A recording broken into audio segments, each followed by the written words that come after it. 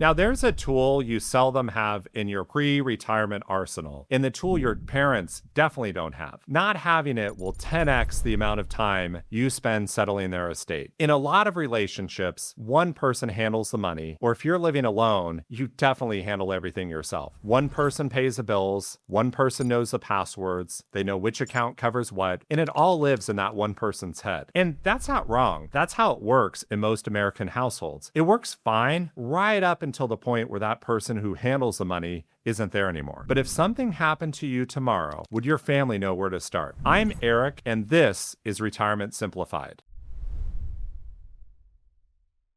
In my profession, we deal with death often. Every couple of months, we lose a client or a client's spouse. And a lot of what that family goes through, you can actually anticipate ahead of time. Now, besides grieving during one of the worst times of their life, there are some expected things that happen. Beneficiary forms, the mortuary, Social Security. But what about the water bill or property taxes, the streaming services? How are they paying for the health insurance or that gym membership? Will a bill show up for these things, or is it just being deducted somewhere automatically? Is it being deducted from the credit card or a checking account? Even people in retirement have gotten way more comfortable with the life online, so there's fewer paper clues left, fewer files, no statements on the desk or in the filing cabinet. A lot of people don't even have a filing cabinet. And honestly, I don't mind that. Mailing a bill through the US Postal Service now costs almost $1, but it means families are left guessing their recently departed loved ones' email and credit card passwords, or maybe just trying to hack in their iPhone to put it all together. So today I'm going to walk you through a tool anyone can use to get all of this in one place. And if you're on your own, this matters just as much. This isn't some estate planning talk. It's not some app or a subscription service. This tool is zero cost. Well, the only cost is really your time that you're going to spend going through this exercise ahead of time. So it's really a matter of priority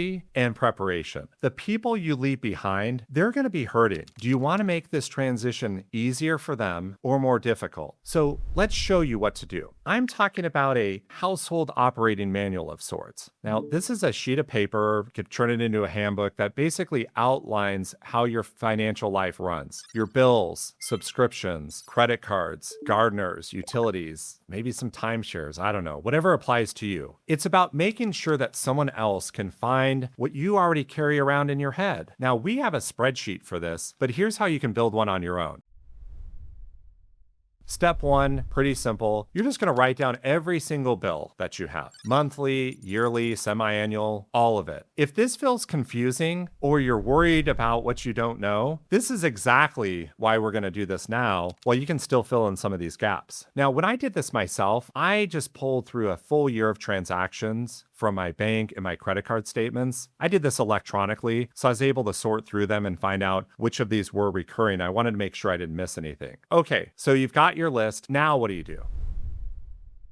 Step two, here's where you fill in on all the details of each of these bills. Think about it this way. If you were helping your mother after your father had just passed away and neither of you knew anything, would a list of account names just be enough? Of course not. So take the electric bill for an example. You would want to know how much is due, when it's due, is this being paid auto pay or is it being paid manually? Is the bill coming through the US mail or is it only available online? If it is online, is there a username or a password associated with it? How's it historically been paid? Were they using a credit card? Maybe jot down the last 4 digits of that credit card so you'd know. Are they mailing a paper check or is it being pulled directly from a checking account? And if it's being pulled from a checking account, is the vendor initiated that and pulling it out of the checking account? Or is it set up on bill pay through mom and dad's checking account? And in the event of a death, whether this is something you'd want to keep or cancel. So in this example, mom is definitely going to need electricity. So that one's going to stay. But what if it was like a country club membership and she isn't a golfer and she doesn't like going there? Well, that's one you're going to probably flag for cancellation. Now, this is going to take work. Expect to spend maybe an hour, maybe more, pulling all of this stuff together. If you're sharing a life with another person and you don't have a handle on the day-to-day finances, that's not something to feel guilty about. Division of labor is real, and bill paying is very often assigned to just one person in the relationship. Now, I've seen seen men and women equally blindsided after a spouse passes away because they simply did not know how the things of the house work. Picture one of your parents in that position. You're going to be the one that's going to get that call. Picture your own spouse a month after you're gone and a bill comes due. They don't know if it pays itself. Is that bill or payment going to lapse? They can't even check because they never had the username and password for the gas company. So that's the scramble we're trying to prevent here. One page listing the account, how it's paid, in the login information can come a lot of fear and anxiety. Now, one piece of advice: if you're writing passwords down on a piece of paper, be careful with it. There's also ways to digitize this information and share it securely with trusted people in your life. If you work with a CPA or a financial advisor, they often have a secure vault or other secure ways to back that up for you. And speaking of your digital life, here's something that trips people up. Your phone, email, even your Facebook. After you're gone, the people you leave behind, they often can't get into those accounts without help. The good news is that most of these platforms now let you name what's called a legacy contact. So that's someone you can choose ahead of time who's allowed to access your account or shut it down completely later on. This takes a lot of work. It works a lot like naming a beneficiary on a financial account. You decide now, so nobody has to guess later. Your iPhone has a spot for this. Android does too. Facebook and Instagram both let you set it up. It's tucked into the security and privacy settings, so set it up once and then you're done. All of this comes down to just one thing. It's making sure that the people you love can pick right up where you left off without hunting, without guessing, without calling around, trying to piece everything together from a life that you kept locked up in your own head. Filling this out can feel like a chore. I get it. Do it anyway. An afternoon now is going to save you months of time later. Thank you so much for watching. I'll see you at the next one.